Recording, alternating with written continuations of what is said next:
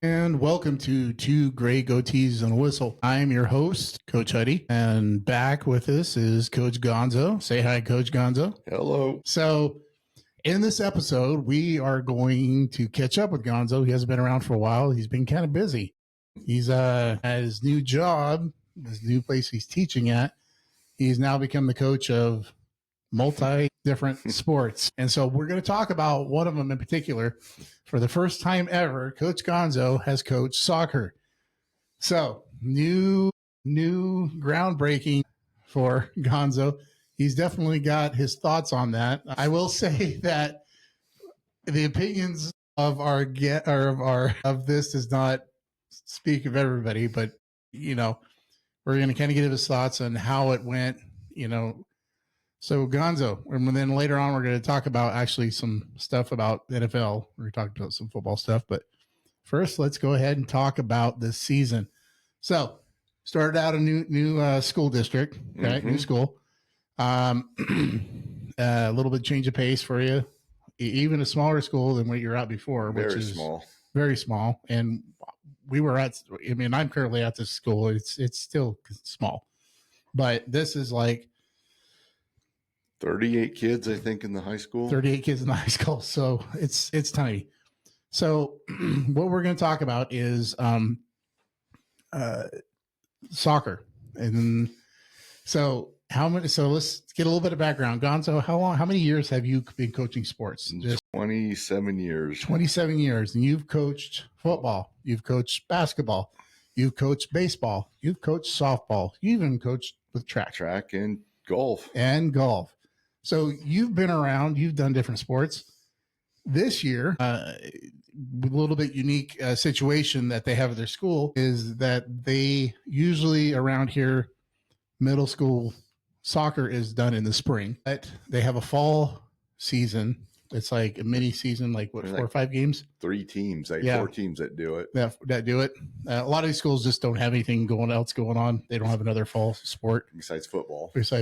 And some of the smaller schools, they really don't have that for. So they have this offered. So Gonzo had the chance and an opportunity to coach. So, hey, let's talk about it. So your experience, obviously you go into a sport and it's middle schools. So as far as dealing with any kind of pressure, there's no pressure there.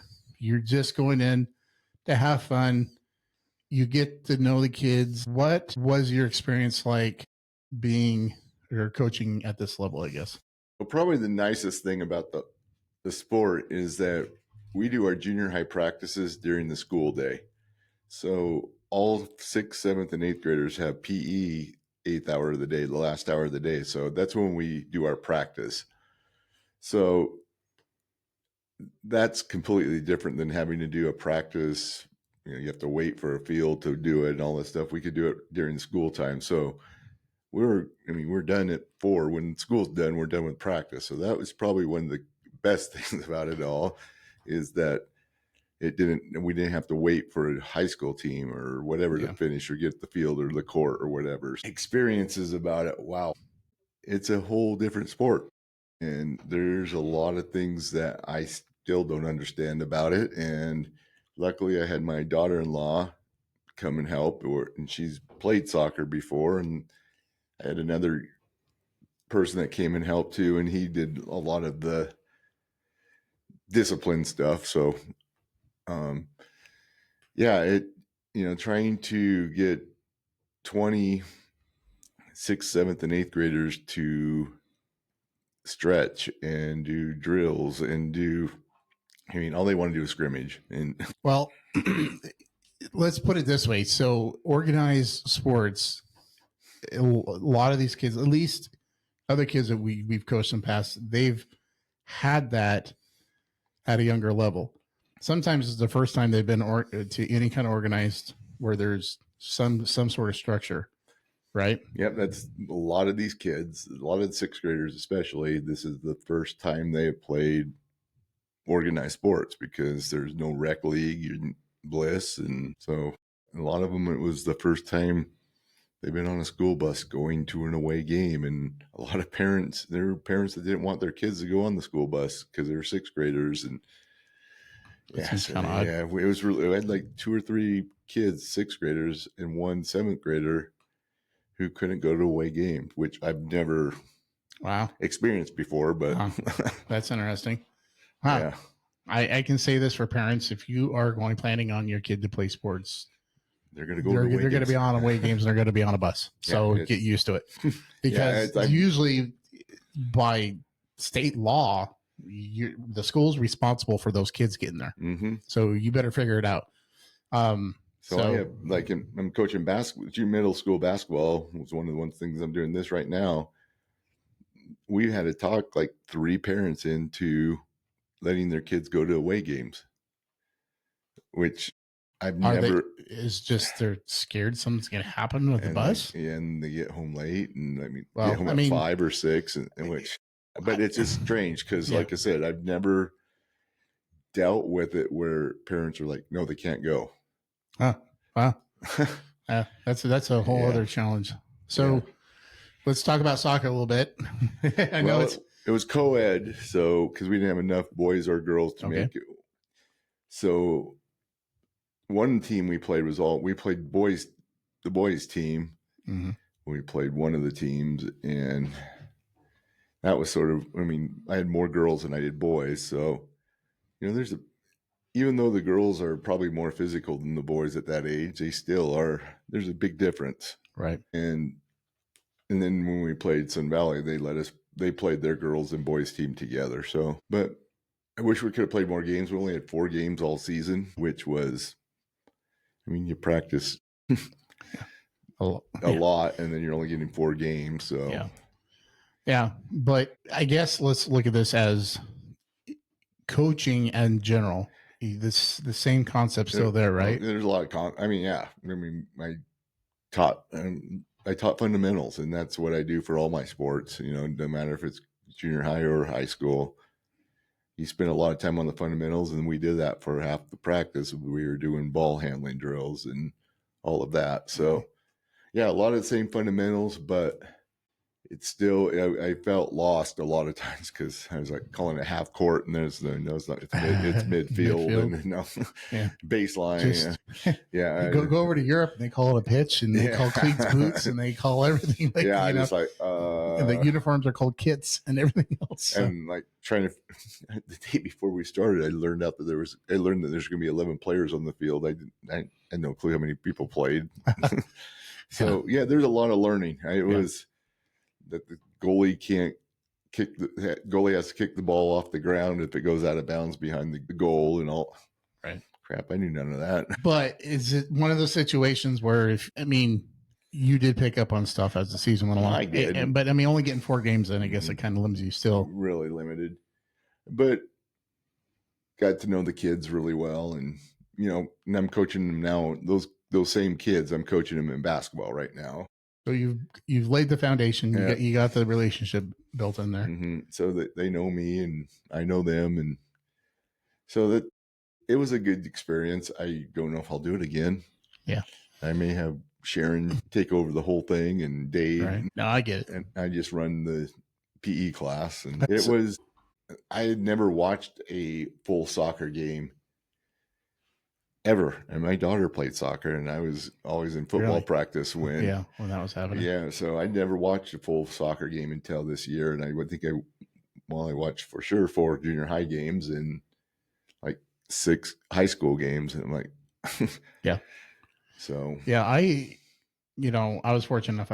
I wasn't coaching at the time, so I was able to get Kelly to watch her when she was her sophomore and junior year play, and then her senior year I got to see. So that was the most exposure I ever got to soccer. But I had watched my nephews and stuff like that, so I knew there were some rules. I'm still kind of fuzzy on some of the stuff you're talking about, like putting the ball down, but and you can't sub during a corner kick, and there's all these substitution rules that are a lot different. So. Yeah, you can end in a tie, and we know how we feel about ties. But it's just a different sport, and It's a different type of energy, but obviously there's, I mean, it's huge around the world. It's just, yeah, and a lot of people can play it. It's, yeah, you don't have to. no, you need a soccer ball. And the expense for it. I mean, you look at the expenses you pay for soccer balls, shin guards, and bus. I mean, travel. Yeah, You're mowing the lawn. Well, hopefully your lawn's getting mowed anyway, but right. and you paint the field, and that's about. I mean, it's not expense like with football where you have pads and you got all that kind of stuff. Sometimes close to $1,000 worth of gear on. And softball. Yeah. I mean, softball was huge. How much we spent yeah. when we were Gooding. And I think that speaks also to how global soccer is, just because you don't need a lot of money to get going. I mean, and there's pop-up programs all over and club teams and stuff like that, and how they run it in other countries. But really, you have a soccer ball, you can makeshift a goal if you need to, and then you can play these inner cities. They're like down in South America or in Europe, you know, they play on looks like basketball courts, and they'll play, and there's even indoor soccer, you know, in the winter that kids and adults play and stuff like that, which is a little bit different, but same idea. And fans are probably maybe more gung-ho than football fans. I mean, yeah, I know, like on a global level, it's crazy, like almost like ridiculously crazy, because it's like a religion. Yeah, and they take it so serious that there's some places that have they have to ban the fans from being there, and they play without fans because the fans get too unruly. And it's not like that everywhere. It's pretty unique cases, but because most everybody's, you know, just like anything else, you watch any of the sport, you get your fans and you get your fanatics. The coolest thing about, and this may sound bad, but the coolest thing about coaching soccer is that the bench for both teams are on one side, and the stands for the parents are completely on the other side, which I love. You can say any. I mean, you don't have to worry about parents sitting right behind you, heckling you, and doing all that, coaching up your kid when they shouldn't. I mean, obviously when they come that side on out of bounds or something, and they say stuff, but still, it's you call it time. You know, there's no timeouts, but you like it halftime and stuff. You can talk to your kids without worrying about parents right there behind you, and that was cool. Yeah. So, I mean, being somebody so for me, the only thing I can really compare it to is basketball, because when I started coaching basketball, I had played it a long time ago. I didn't play it in high school. I reffed for about 4 or 5 years, so I had knowledge about the rules, but the understanding plays, and that took me a lot longer to learn or relearn, because I hadn't done it for so long. So that's about the only thing I could really compare it to, because my knowledge of basketball is still nothing compared to what a lot of people are. You know, football, we could talk about football, and I can go over coverages and formations, whatever anybody want to talk about. We could do that all day, but that would be the closest thing for me. But yeah, I didn't play. I think the last time I played is my dad used to coach me when I was a 5th grader. I think that may have been the last time I even. I never played it. I think I signed up one year and then it didn't happen. And I just, because I played baseball in the summer, and I was doing baseball. We had grade school basketball, because we had like 4 or 5 grade schools in town. So we just played each school, which was kind of nice, stuff like that. And then middle school, I mean, this is when you started, because of budget cuts and all that, we were kind of a wreck thing in basketball, because we had so many kids still playing basketball that we kind of split the teams up in the schools, and we just played there. So, but, yeah, so that's about, I mean, my experience with basketball was like up through. Well, you picked up pretty well then, because you helped me a lot. Yeah.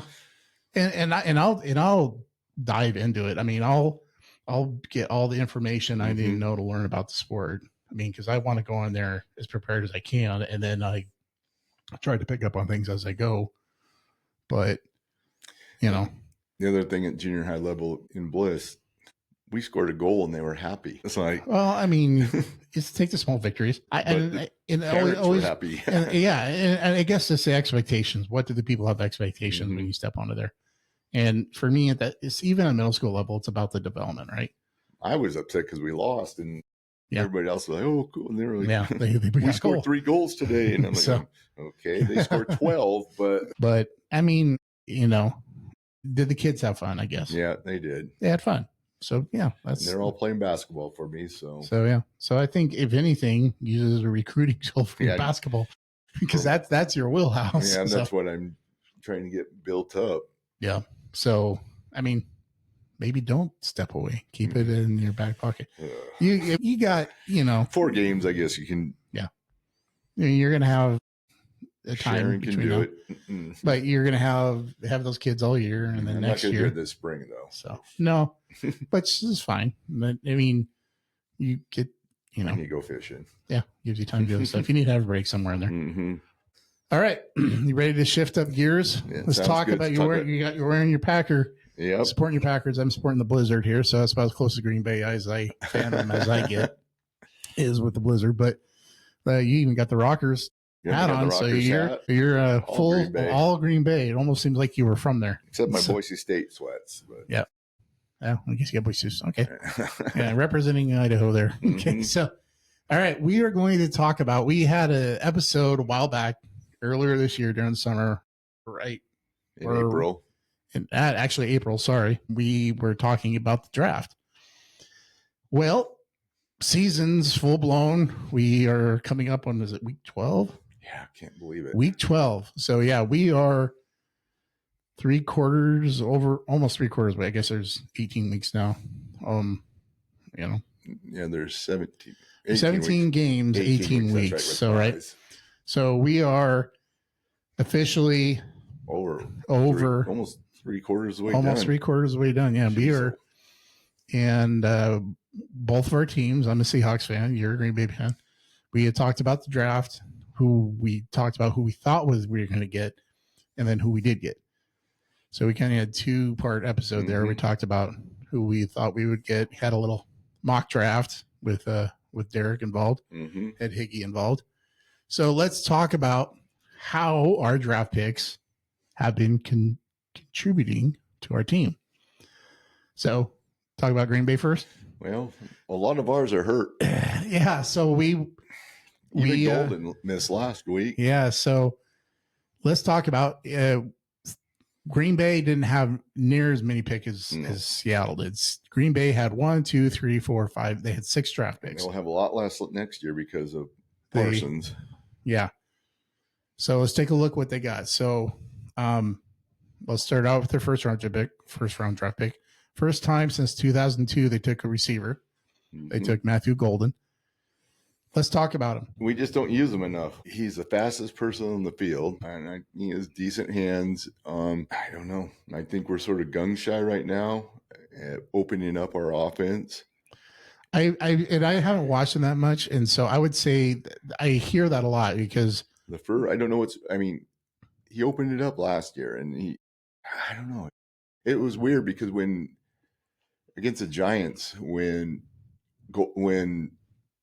Love went out and Malik came in, they let him opened up more for him than they did for Love. And it's just, and so I kind of been hearing that a lot about just in general, trusting him. The offense in general, for some reason, is not opening up like they've been. It seems like 10-7, 10-7, 10-13, and 14-17 were 3 losses, I think. So, I mean, if your defense is keeping people under 17 points in pros, you better win.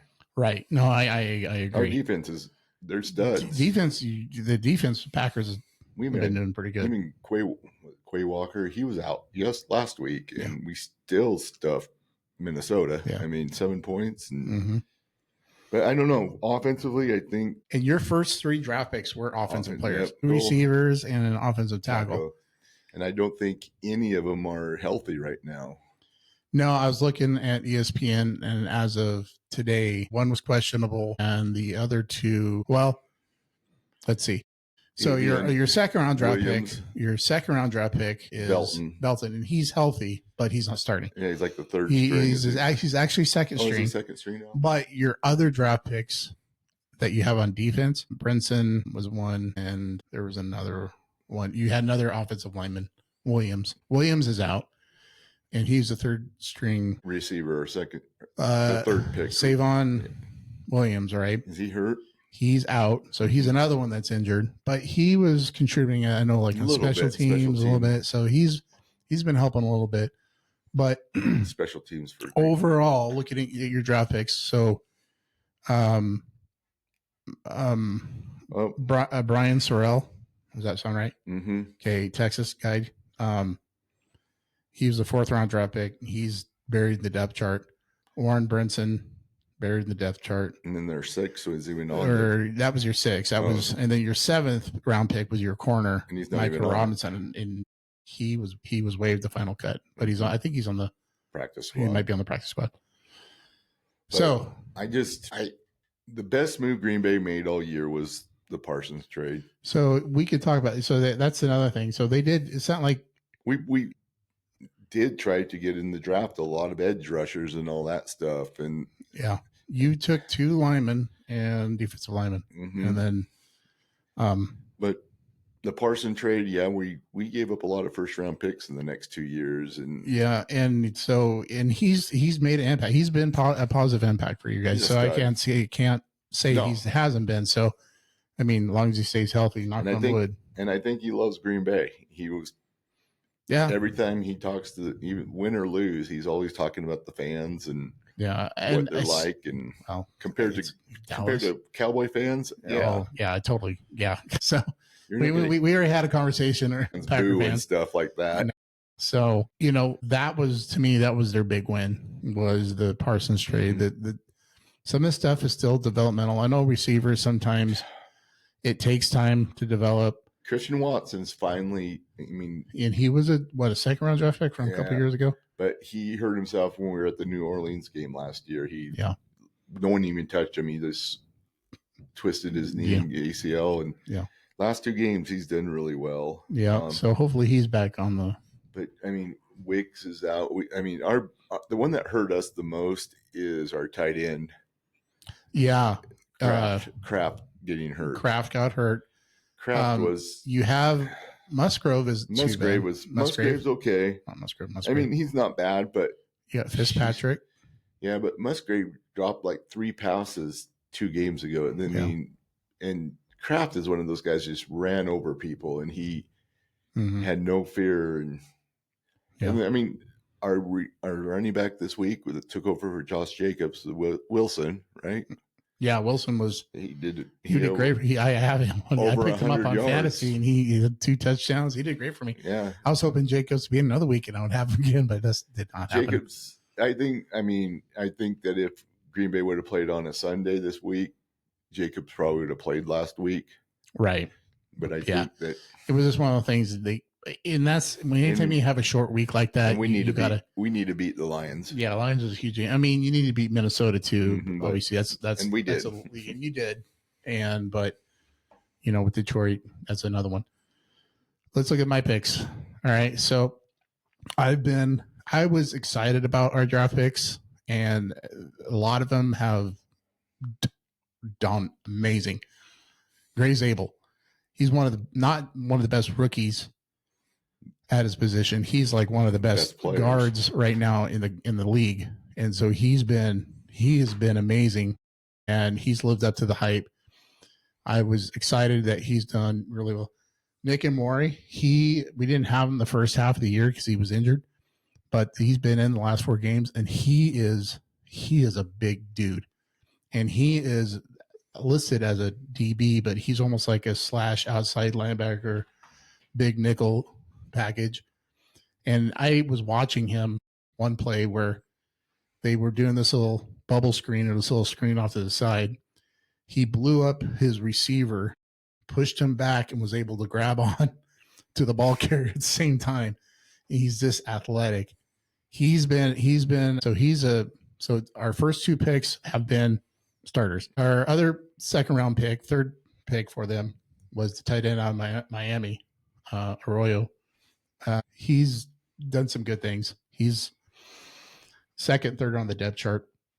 He's been a pretty good pick. Riley Mills, he's a rotational guy. Another one that I was excited about, he's somebody that's I think is going to be a lot bigger in the future, is Torrey Horton. He's had a couple to 2 or 3 touchdowns for the Seahawks. He's a wide receiver out of Colorado State. He fell down to the 5th round. He probably would have been a high pick if he didn't get hurt at Colorado State, but he had a knee injury. He was out. So that was a steal. Ozu, how do you say his last name? Ouzts. He's their fullback. He's been getting starts. He's been out a couple of games, but he just got back here last week. Everybody else that they picked up, out of all of them, they had 11 picks. Wow. 2 of them, I don't think, are on the team or they're on the practice squad. The other 2 were offensive linemen and their backups. Mason Richmond and Bryce Cabledew. That's how you pronounce it. I wish they'd stop doing their running back by committee. For the Seahawks? Yes. Jeez, oh, Pete. Why would you say that? I have Chardonnay, and you never know. And I got Walker. Yeah, and they actually just, and it's a nice word. It's for fantasy, it sucks. Yeah, for them, awesome. It's great because they got a nice little rotation in there. And fantasy, it sucks. Yeah, fantasy, it sucks. Yeah. If you're in fantasy, I guess the number one rule is try not to find running backs by committee because it makes it really hard on your draft, on your points. So looking at this, I can say at least so far, I think Seattle's draft has been amazing. I'm really happy.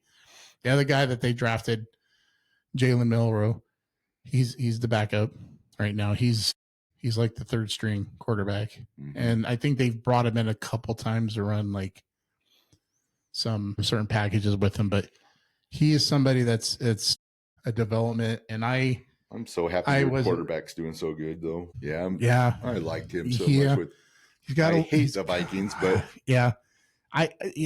being somebody who was a high draft pick and just couldn't get things going, and they had to learn the hard way. They had to learn, and he didn't do bad though. No, Vikings.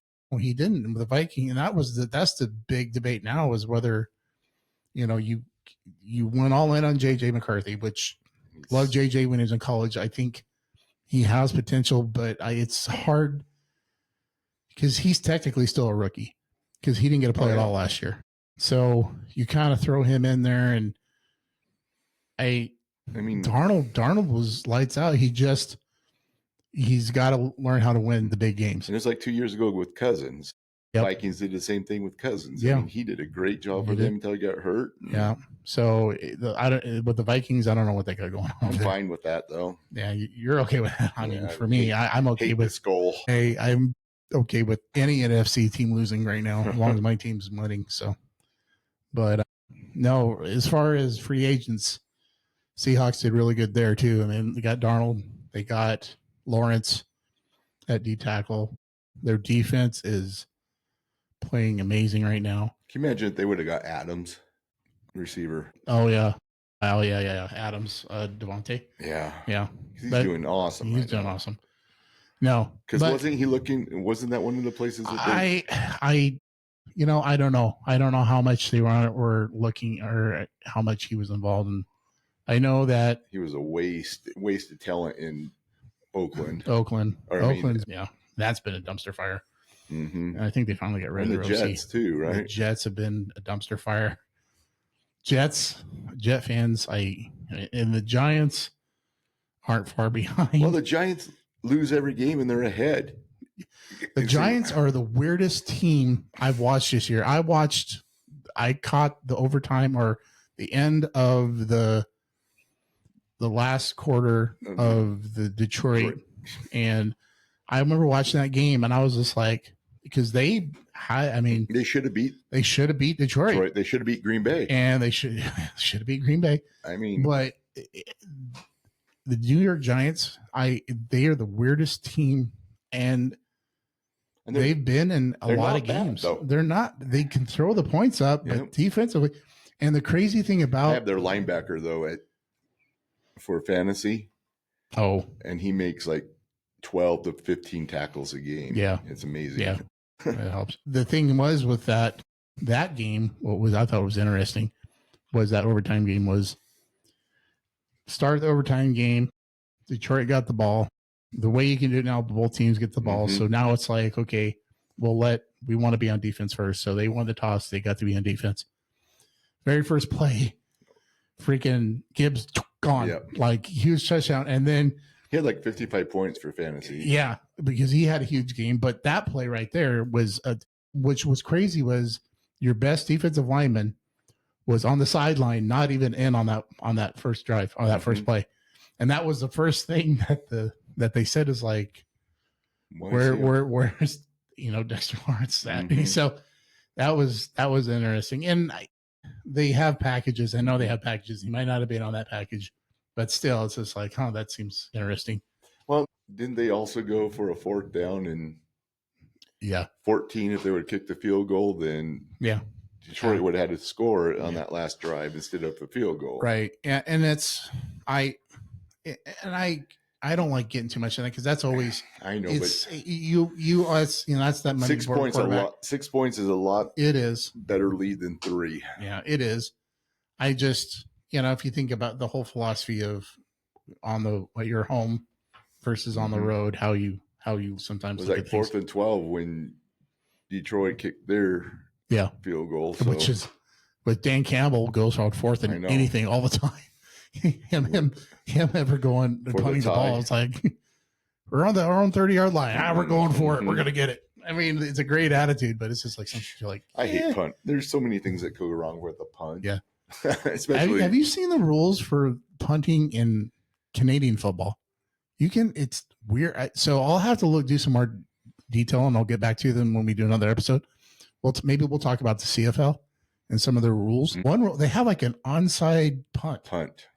It's crazy. It's like they can, and I don't like off of a safety. Then it's just a regular punt. It's just a punt, and if it goes so far, the other team you can onside a safety punt, like after a safety happens in the CFL. No, in pro.